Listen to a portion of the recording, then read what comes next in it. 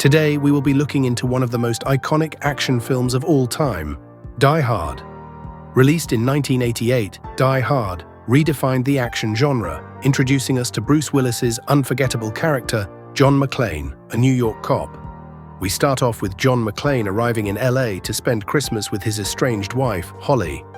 It's clear right away things have been rough between them.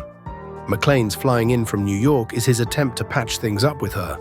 Holly's been working at a big corporation called Nakatomi, and John heads there right after landing. John isn't exactly having the warmest reunion with Holly. While they're trying to work things out at her company Christmas party, chaos hits. Enter Hans Gruber, a criminal mastermind with his team of terrorists ready to execute their plan. Hans Gruber, played by the legendary Alan Rickman, steals the show with his calm yet menacing demeanor. His crew takes over the entire building, holding everyone at the party hostage.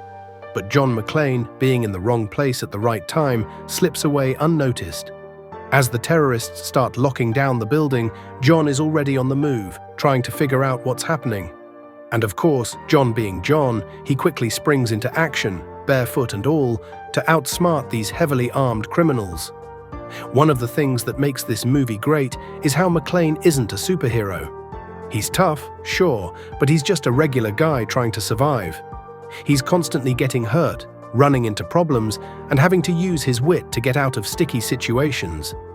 And let's not forget, he's barefoot for most of this. Meanwhile, Hans and his team are working to break into the Nakatomi vault, which is their real target. It turns out these guys aren't just random terrorists. They're after $640 million in bearer bonds stored in the vault. The movie does a great job balancing McClane's one-man mission with Hans's careful, methodical approach. Hans isn't just a villain who wants power or revenge, he's a professional, and his plan is as precise as it gets. As John continues to fight back against the terrorists, things get more intense.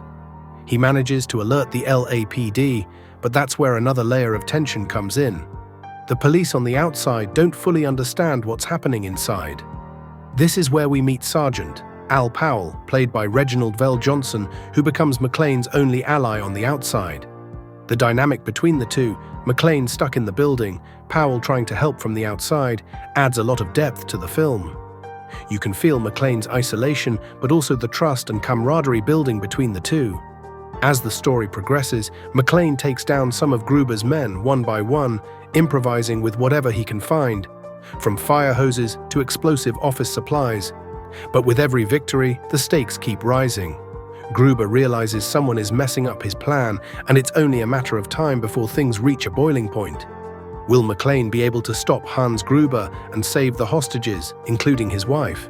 Will the police ever get inside Nakatomi Plaza? You'll have to watch the movie to find out. Don't forget to drop a comment, like and subscribe,